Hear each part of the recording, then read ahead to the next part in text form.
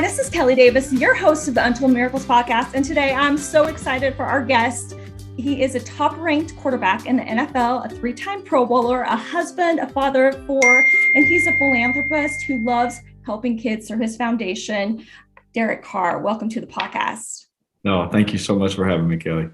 Well, Derek, we first met in Tahoe last July at the American Century Golf Championship, where you played really well. You beat out about 60 other guys in the field, and you were just incredibly kind to me. And I'm really excited for our interview today because you are someone I really look up to on and off the field. And so thank you for your time here today. Oh, absolutely. That's no problem. Thank you. Well, on this podcast, we talk about miracles, and I'm really honored to talk to you about the miracles in your life. But before we start, I want to know what your definition of a miracle is. Oh man, to me, it's something that you just can't explain sometimes. It's something that for me, with my faith, I believe that God is the one orchestrating miracles all the time. And sometimes we really don't understand why they don't happen. I've had moments in my life where I, prayed for something and it didn't happen, but then I've had other times where I've prayed for something crazy and by the grace of God, it happens that, doctors or other people couldn't describe or couldn't do. And so for me, that's where the basis of my faith comes in and where I believe that miracles really come from. I love that definition. And for me, I like to say that God is bending the rules in your favor. And yeah. I've just seen that over and over again with, the 10 million kids that we treat at our children's hospitals each year. It's just something I'm a firm believer in. Well, I think it's pretty miraculous to have such an athletic family. Your uncle played in the NFL for the Raiders. Your brother played 12 seasons in the NFL as a quarterback. Your other brother is a high school football coach, and you were drafted in the second round in the NFL draft in 2014. I want you to tell me about when you first started playing football and when you knew you wanted to be an NFL quarterback. Yeah, absolutely. And I've never heard someone explain it like my uncle, my brothers, all that. And so to hear all that like that itself is a miracle. It's pretty miraculous. And how many brothers can say they both played in the NFL? That's right. There's not a lot. There's not a lot of them. And, I think, for me, really, when I think about everything our family has been through, everything that we've persevered and all these kind of things, it's really crazy to see that so many people from the same family, from the same gene pool, have been able to play in the NFL or play, even my brother Darren played at the college level. So even at the Division I football level, I mean, that's a miracle for my parents, to not have to pay for 3 kids' college is pretty nice. And, absolutely. And so I just see God's hand on our life, and just Him opening doors for us and, gracing us with talents and a work ethic to use those talents to go and do it. And so for me, it's really cool to sit back and, share those, really, whether it's at Thanksgiving or whatever, and just to, talk to my brothers or talk to anybody. And like we all the time, we're just so thankful for what we've been able to do and what we continue to get to do. And it gives us platforms like this to be able to share what God has done in our life, to hopefully encourage somebody else to believe and that miracles still do happen in theirs. I love that. Well, you had a very successful college career at Fresno State. You threw for 12,843 yards, 113 TDs. I think there was a Mountain West Conference championship in there. I don't know how many you had, MVP. I want to know what your most miraculous, memorable moment from your college career was. I got that my wife said yes to me. That would be oh my goodness, that was a miracle in itself. There's so many moments, just doors opening, people that I got to play with, dealing with injuries and surgeries. I tore an ab like in training camp before the season even started, and I finished the whole season. I was able to play my whole junior year with it, and like that, they were like, "You're gonna have to have surgery," and I was like, "Well, I'm not doing it now." Like I got games to play, and thankfully it didn't rip off all the way, or else I wouldn't have been able to move very well. But I just think of all those things. But really, it was really what happened with my son. I shouldn't say mine, but our son. Before my senior year, he had intestinal malrotation. My wife's water broke 8 days early, and they told us if her water didn't break, he might not have made it. And Wow. Dealing with that as a young dad, as just a young person in general. Like, I already don't know what to do as a dad. I'm already like tripping out at bringing a kid home, and now we have to deal with this. And I just thought it was just the hand of God on our life to allow her water to break that early. Yeah.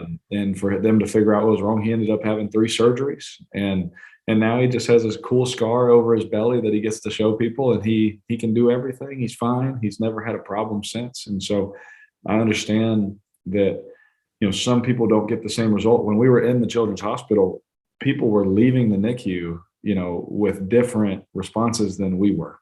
People were leaving with different outcomes than we did. And I have been one of those people where I saw a family member, I lost a family member, believing for the best, believing that it could happen. And my response to that is I just can't count on my own personal experience to be based on what I believe. And, for people out there that may hear our story and that our son made it, and I hope it brings encouragement to them, and that they can hold on to that and say, well, if he did it for them, then, he can do it for us. And I hope that. But I also hope too that if it hasn't happened for you, or you've had a bad story, that you don't give up and just base your belief on what you've seen in that realm, because I do believe in a God of miracles, because I've seen it firsthand multiple times. Right. And it's interesting too, just I've been with the organization. I started 26 years ago, and some kids make it and some don't. And you want to know, where is God in that? But for me, with my faith, I just trust in God's plan for each of us, that he knows us individually. And it's really hard to explain when a child doesn't make it from cancer and one does. But thankfully, I believe in a loving God who knows all things, and we don't quite understand. But because, it doesn't make sense. But I love what you're saying, to believe, to continue to believe and have faith and trust the process, because that's really what it's about. I completely agree with you. And my wife and I talk about it all the time. I was like, I believe crazily with my faith that, no, this is what's going to happen. No, I don't think it's going to go that way or this or that. Even in the hardest time, I worship, I pray, I believe, and no matter what we're going through, because we're human too. I'm not just a football player. We go through life as well. And we always talk about it. I was like, even if I never see it happen, I want God to know that I believe that he could do it. Even if I never see it happen, I want him to know. I want other people to know that I still believe that it was possible.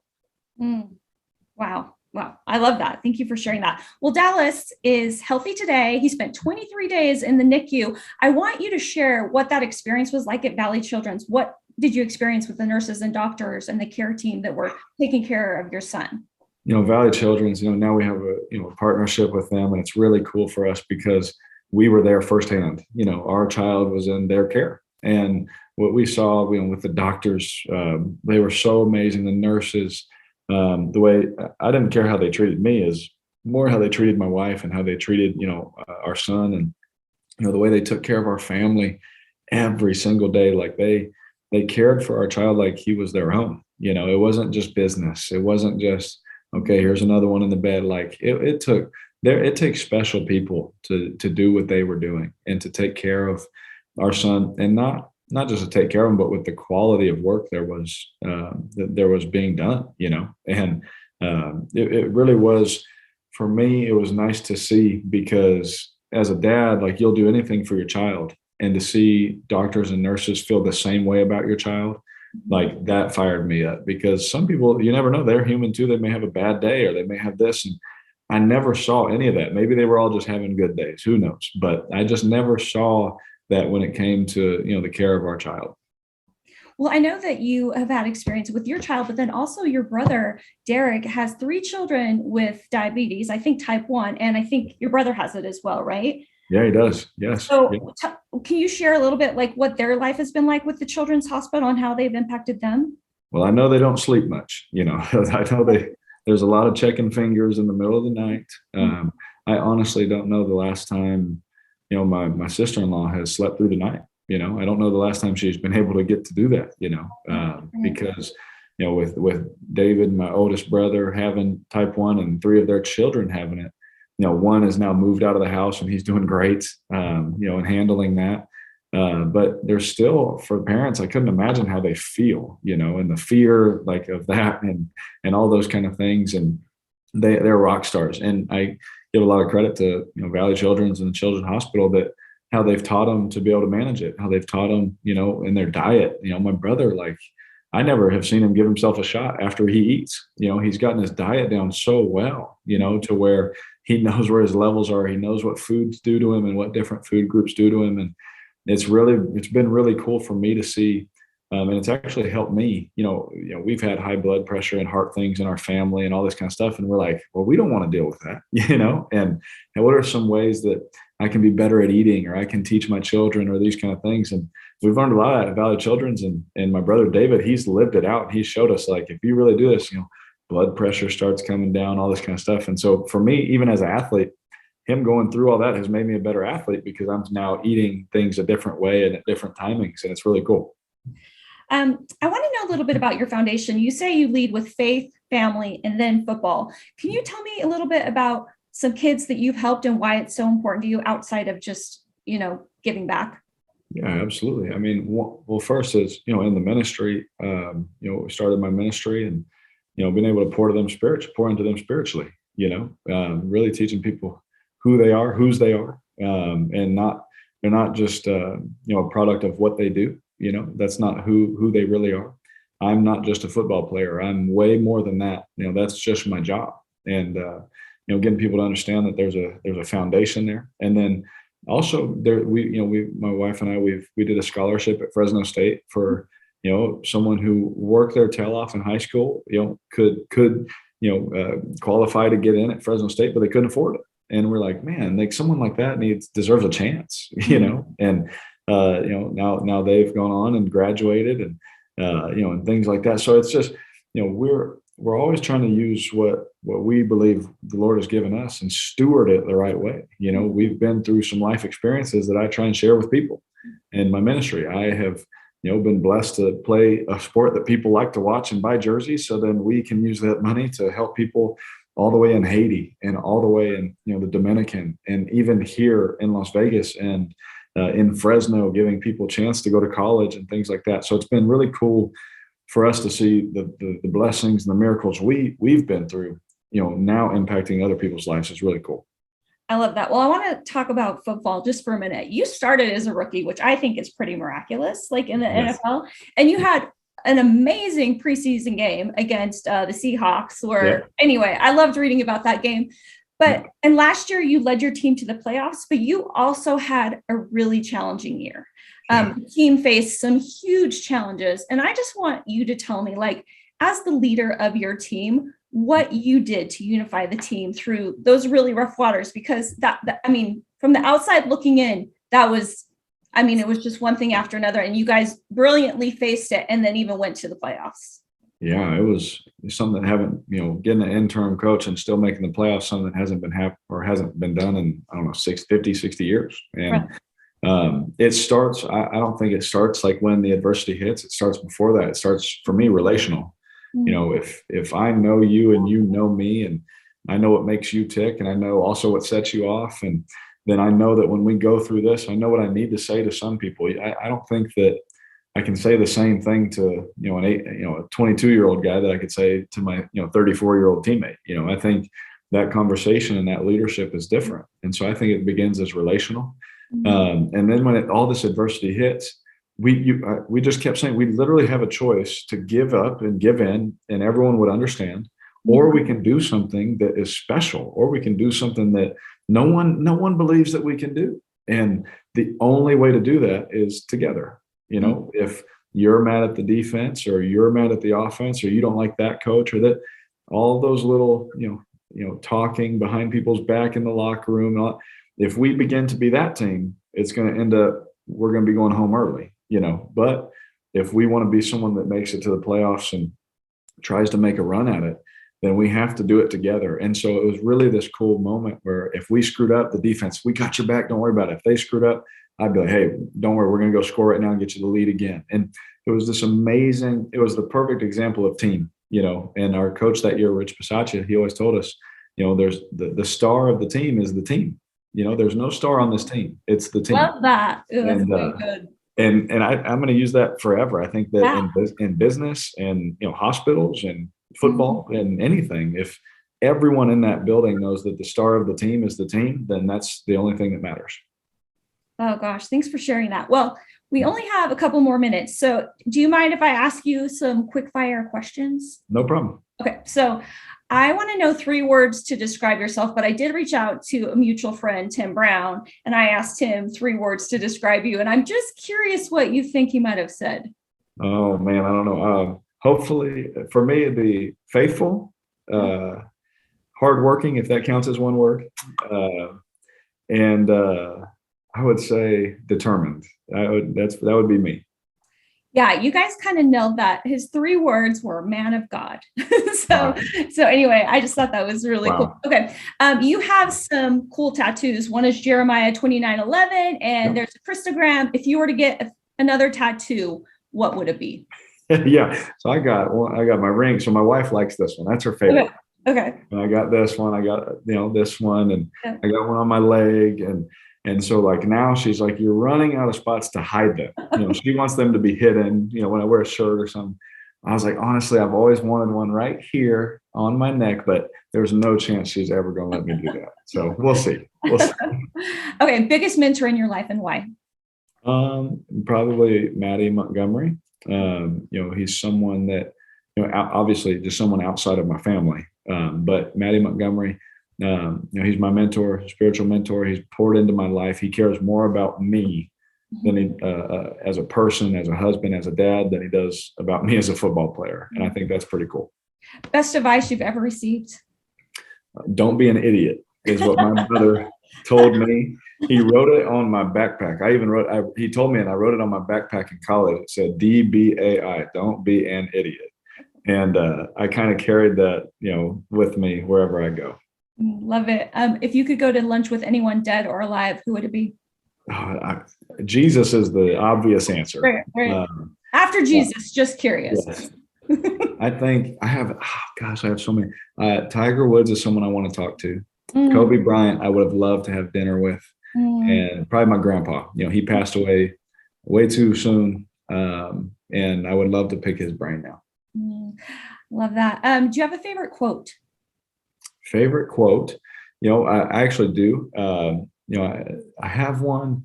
Oh gosh, I have a couple. There's like 3 just going through my brain right now. But one, my brother David told me, which has stuck with me with football. He said, "Be Bruce Wayne," because you be Bruce Wayne, you be boring, you complete the ball until the play makes you turn into Batman. Then you let the God-given abilities take over. And so I just always love that. And so before every game, I always think, okay, be Bruce Wayne, be boring, complete every pass. And then when you have to, go jump and do a flip over somebody. Yeah, and you kind of have Hunter Renfro to help out with that. That's right. And you also have funny side note, don't you have a dog, Bruce Wayne? It's his name. Bruce Wayne is my dog. That's right. He probably heard you say that, and he's running around now. Yep. What is the most memorable moment of your NFL career to date? Oh man, most memorable moment for me to date. You know what? I have so many good ones from winning football games, and I love the one last year where I was calling the timeout with a smirk on my face. That was a good one. But I think my favorite one is after we won, or after I broke my ankle. I'm sorry. After I broke my ankle in 2016, everyone kind of felt like our season was over, and I'll never forget, every single one of my teammates left the locker room. It's about a 100-foot walk to where I was in the x-ray room. And every single one of my teammates came in there and gave me a hug, every single one. And it was in that moment, it meant so much to me because I pour into so many people all the time. I'm just trying to give and encourage and push and all the time. And it was in that moment where they came and hugged me and said, "We got your back. We love you," all that kind of stuff. That's probably my favorite moment. Wow, I have goosebumps from that. That's really cool. But I love what you said. It's what you put into it. It's not a transactional relationship. Like, you truly care about these people and they truly care about you. And that's probably why your team right now is having so much success on the field. That is Absolutely. So cool. Okay. What's your biggest fear and biggest hope? Oh, my biggest fear. I don't like snakes. So that's one. Like, if I see a snake, we're going to burn the house down. And then, but I think my biggest, honestly, as I'm a dad, my biggest fear is that my kids would love the Lord. And then it's also my biggest hope is that they would love the Lord. I don't ever, you see it all the time, like with preachers' kids and things like that. They're usually like the wild ones, And I was like, I'm just going to love my kids and I'm not going to force anything on them, but I'm going to teach them what I think is right. And I hope that they fall in love with Jesus the way that I have, that it's really is a relationship that you'll never regret. I love that. Okay. One final question before my last question. So what are you most excited about the 2023 season, especially since you have Devontae Adams, your former teammate, coming to the Raiders? What are you most excited about? Oh man. You're talking about with football? Yeah. With football. Yeah. I'm excited to just go on a run with these guys. I really love, there's no guarantee that because, we got some players that we're going to win more games, but I'm really just looking forward to those moments of, when it gets hard or you're tired and all that kind of stuff, and we keep pushing each other, and then hopefully, achieve something that we're all setting out to do. I think that's kind of what I'm looking forward to, is going through that process and seeing what we can accomplish. Okay, just since you mentioned it, you said with football, outside of football, what are you most excited about? Also, honestly, just seeing what my kids do. I go to my kids, ice skating practice, for hockey, and I love watching them do that and succeed at that more than I love playing football. Like just watching them do things is the coolest thing for me. Well, today I got to watch you be a kid when you were 10 years old, stating why your brother should be the Heisman Trophy winner. And I suggest all our listeners go Google that, because it is such an awesome interview. Anyway, I agree with you. I think it should just go to the seniors, and that your brother was the best. So. I'm with you. Absolutely. That's right. Okay, the last question that I asked all of our guests: if there were 3 miracles that you could create in the world today, what would that look like for you? Oh, man. I think one miracle that I think maybe it's easy to say money for everybody or food for everybody. I think one is that people would know that they're loved. I think that's one. I think that's miraculous in itself. Once you catch the revelation that you are literally loved, then you start to begin to find some worth, and I think that one for me is big. I think another one, obviously it's easy to say peace, and I could win Miss Universe for that. But I think more so internal peace for people, not so much just peace between people, but inside. I think people are struggling, especially coming out of COVID. And I think people are complacent a little bit. And I think just finding that peace, and that would be awesome, for some people, because I know a lot of people, everyone struggles with stuff, and to have peace that surpasses your understanding. Like, I'm going through this, but I'm peaceful. Like, I think that that's something I would love to see for people. And then for me is I have to, because I'm competitive. I would love to see just a drive in everybody, like go dare to be great. I think that because of what culture has done a little bit is, if you dare to be great and you fail and you're made fun of, then you're the worst thing in the world. And I think that it's kind of shying some people away from wanting that stage, shying some people away from wanting that spotlight, that they may fall, and because if you fall, then you're done forever, and I think that I would love to see that drive, especially in our young people. Just dare to be great. Like, who cares what anybody else thinks, and just try and be great at whatever it is you want to do. I love that. I was on Instagram today and I saw a meme that says, dare to be bad, because until you're bad, you can't be great at something. Yeah. So are you daring to, and I just, I don't believe in failure. So, but yeah. That's so great. Thank you so much. And I just want to honor you for the amazing man of God that you are. I have loved, I admire you as a football player, but just as a father and a man of faith, and now someone leading his own church and really just trying to get people to love themselves and know that they are loved. They are loved by God. And I will be cheering for you this season, and it's going to be hard because I've been a Broncos fan since I was 5 years old. I've been to all 3 Super Bowls they won. I used to work for the Broncos, but because of who you are, there's no way I can't cheer for you and your squad, because you are just such a great guy. So excited to know you, and hopefully there'll be more opportunities that we can work together. But what you're doing for the kids at Valley Children, they're a part of our network. They're a part of the 10 million kids, and you get it. And so we hope there are more opportunities that we can do some good work together. Absolutely. Thank you, Kelly.